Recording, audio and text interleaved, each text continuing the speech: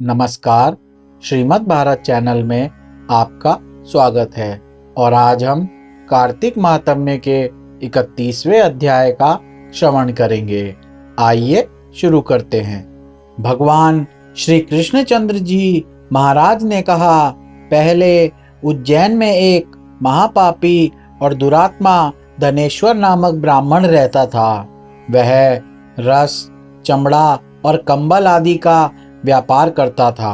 वैश्यागामी था और मद्यपान आदि बुरे कर्म किया करता था। चूंकि वह रात दिन पाप में रत रहता था, इसलिए उस व्यापार के लिए वह नगर नगर घूमता था। वह एक दिन माहिष्यमती पुरी में जा पहुंचा। माहिष्यमती पुरी चूंकि राजा माहिष ने बसाई थी, इसलिए वह राजा के नाम पर ही विख्यात थी। नगरी के पास ही पापनाशिनी पुण्यकारिणी भगवती नर्मदा बहती थी। उस नदी के किनारे देश देशांतर से आए हुए यात्री कार्तिक व्रत करने के लिए कुछ दिनों के लिए ठहरा करते थे। उन कार्तिक व्रत करने वाले प्राणियों को वहां ठहरा देखकर वह दुष्ट धनेश्वर भी इधर उधर व्यापार करता हुआ 1 मास के लिए वहां ठहर गया।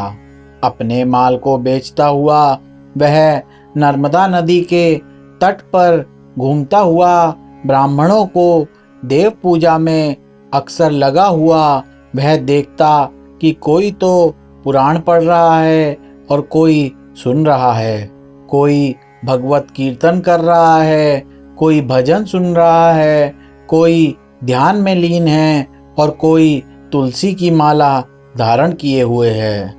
बस इसी तरह वह भगवत भक्तों के बीच में रहा और वैष्णवों के दर्शन करता रहा, उनको स्पर्श करता रहा और उनसे वार्तालाप करता रहा और भगवान विष्णु के नाम स्मरण के पुण्य को अर्जित करता रहा। वह कार्तिक के व्रत की उद्यापन विधि तथा जागरण को भी देखता रहा। उसने पूर्णिमा को देखा कि व्रती ब्राह्मण तथा गौओं को भोजन करवा रहे हैं और उनको दक्षिणा भी दे रहे हैं। उसने नित्य प्रति भगवान शंकर की प्रसन्नता के लिए होती दीपमाला भी देखी। त्रिपुर नामक राक्षस के तीनों पुरों को भगवान शंकर ने इसी तिथि को जलाया था। इसी कारण भगवान शिव के भक्त इस तिथि को दीप उत्सव मनाते हैं। जो मनुष्य मुझ में और भगवान शंकर में अंतर मानता है, उसकी संपूर्ण क्रिया निष्फल हो जाती है। धनेश्वर वहां कहीं पूजा विधि देखता हुआ इधर उधर घूम रहा था कि उसे एक काले सर्प ने काट लिया और वह भूमि पर गिर पड़ा। उसकी यह दशा देखकर वहां के दयालु भक्तों ने उसको चहुं ओर से घेर लिया और उसके मुंह में तुलसी दल मिश्रित जल के छींटे देने लगे। और जब उसके प्राण निकले तो यम के दूत उसे बेंधकर कोड़ों से मारते हुए यमपुरी को ले गए। उसे देखकर चित्रगुप्त ने यम से कहा, इसने बाल्यकाल से लेकर आज तक बुरे काम ही किए हैं। इसके जीवन में पुण्य तो लेश मात्र भी दिखाई नहीं देता। यदि मैं पूरा 1 वर्ष आपको सुनाता रहूं तो भी इसके पापों की सूची समाप्त नहीं होगी। यह महापापी है, अतः इसको 1 कल्प तक घोर नरक में डालना चाहिए। चित्रगुप्त की बात सुनकर यमराज ने बड़े क्रोध में भरकर अपने अनुचरों को आज्ञा दी। उसने कहा, हे प्रेत सेनापतियों, इस दुष्ट पाप मूर्ति को मुग्धरों से मारते हुए कुंभीपाक नरक में फेंक दो। भगवान श्री कृष्णचंद्र जी महाराज ने कहा। यह सुनकर प्रेत सेनापति ने मुद्गरों से उसका सिर फोड़ते हुए कुंभीपाक नरक में ले जाकर खौलते हुए तेल की कढ़ाई में छोड़ दिया।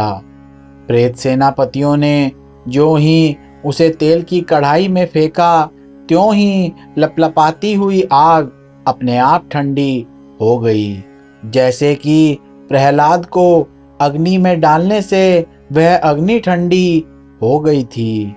यह विचित्र घटना देखकर प्रेत सेनापति ने यमराज के पास जाकर सारा वृतांत कहा। यमराज भी सारा हाल सुनकर आश्चर्यचकित रह गए और धनेश्वर को अपने पास बुलाकर स्थिति पर विचार करने लगे। उसी समय नारायण नारायण का कीर्तन करते हुए देवर्षि नारद भी वहां आ पहुंचे और यमराज से कहने लगे, हे अरुण नंदन यमराज, यह ब्राह्मण नरक में डाले जाने के योग्य नहीं है, क्योंकि इसने अंत समय में कुछ शुभ कर्म किए हैं जो कि नरक की यातना को नष्ट करने वाले हैं। जो लोग भगवत भक्तों का दर्शन करते हैं, उनसे वार्तालाप करते हैं और उनका स्पर्श करते हैं, चाहे उन्होंने कोई पुण्य कर्म न किया हो, सहज स्वर्ग के अधिकारी हो जाते हैं। अतः धनेश्वर भी पुण्यात्माओं के संग व स्पर्श से स्वर्ग का अधिकारी हो गया है। अतएव यह पुण्यात्मा है, इसे यक्ष योनि दो और केवल इसे पाप भोग करने वाले नरक दिखा दो। भगवान श्री कृष्णचंद्र जी महाराज ने कहा। जब देवर्षि नारद ऐसा कहकर चले गए तो धनेश्वर को पुण्य आत्मा समझते हुए यमराज ने दूतों को उसे नरक दिखाने की आज्ञा दी। और इसी के साथ हमारे कार्तिक महात्म्य का 31वां अध्याय भी समाप्त होता है। कार्तिक मास में नित्य ही कार्तिक महात्म्य का श्रवण करने से अमोघ फल की प्राप्ति होती है। हरे कृष्णा।